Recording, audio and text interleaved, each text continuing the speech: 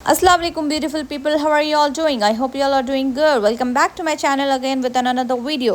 तो चलिए शुरू करते हैं आज का दिन। तो मैं सुबह सोची कि भेंडी मसाला फ्राई करेंगे बच्चे के लिए और बैगन आलू का सालन।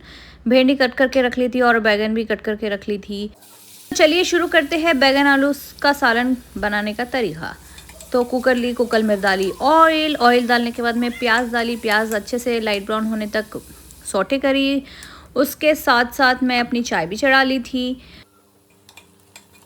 फिर अच्छे से सौटे होने के बाद में मैं डाली उसमें जिंजर गार्लिक पेस्ट, फिर डाली हल्दी, मिर्ची, नमक। फिर मैं उसमें ऐड करी टमाटोज़ डालने के बाद में उसको अच्छे से भुनने के बाद में फिर मैं थोड़ी देर के लिए छोड़ दी थी वो टमाटे गलने के लिए। फिर उसके बाद में मैं आटा भी गूंद के रख ली थी। टमाटे गल गए थे मेरे, तो उसके बाद में मैं सोची कि भेंडी भी फ्राई कर लेंगे साथ ही साथ, क्योंकि ब्रेकफास्ट का टाइम ऐसा रहता कि जल्दी जल्दी जाता और बच्चों को भूख लगती ना, इसीलिए। तो मेरी चाय भी पक रही थी, भेंडी भी फ्राई हो रही थी और इधर मैं इसमें ऐड कर ली थी आलू और बैगन। फिर भेंडी अच्छे से फ्राई होने के लिए रख दी थी थोड़ी देर के लिए। जब तक फ्राई होती हम लोग जो है सो पेड़े बना के रख लेंगे, बच्चों के लिए घी की रोटी और मेरे लिए फुलके। तो फिर मैं जो है सो बच्चों के लिए घी की रोटी बनाने के लिए उसमें घी लगा कर रख दी थी मैं पेड़े में।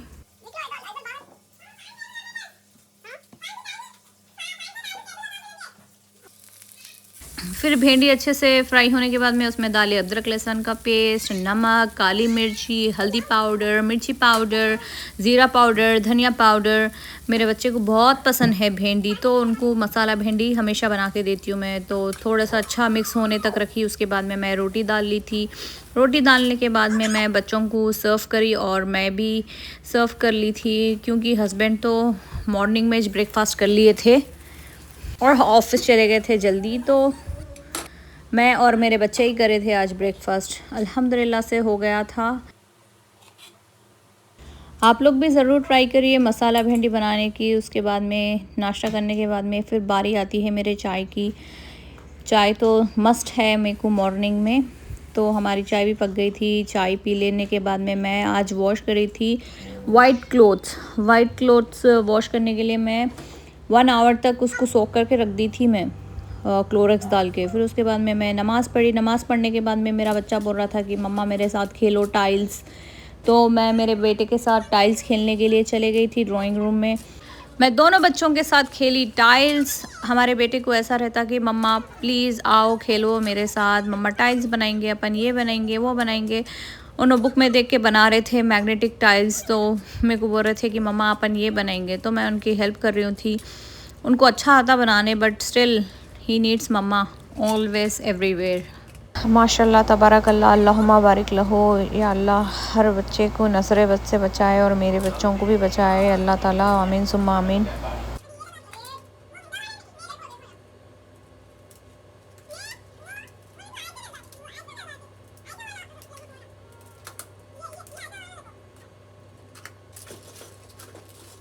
फिर उनके साथ खेलने के बाद मैं कपड़े फ़ोल्ड करने के लिए आई थी। फिर उसके बाद में मेरे को कपड़े फ़ोल्ड करके ड्राई करने के लिए वाइट क्लोथ्स भी डालना था। तो फिर कपड़े पूरे फ़ोल्ड करके पूरे बच्चों के कबर्ड्स में रख दी थी। फिर उसके बाद में मैं मेरे हस्बैंड के और बच्चों के वाइट क्लोथ्स जो है पूरे ड्राई करने के लिए डाल दी थी स्टैंड पे।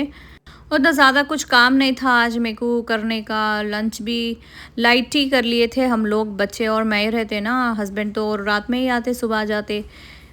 सऊदी की लाइफ ऐसी ही रहती, सुबह में चले जाते, फिर 6, 7, 8 ऐसा आ जाते।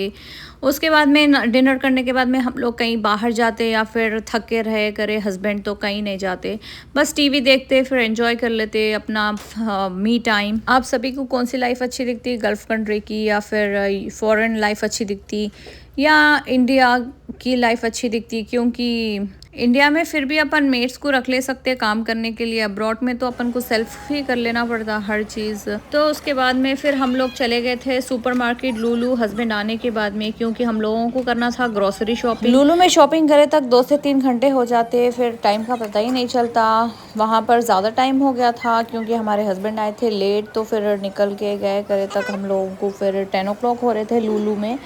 फिर वहाँ से शॉपिंग करके निकले तक 12 हो रहे थे। फिर वहाँ से हम लोग चले गए थे मुतबक खाने। हमारे बच्चे तो कार में ही सो गए थे, मैं और इनो ही खाए मुतबक स्वीट एंड सॉल्ट वाला मेरे वास्ते लिए। आज तक काफ़ी टाइम हो गया था, फिर पूरा सॉर्ट आउट करके मैं सोए तक 2 o'clock हो रहे थे।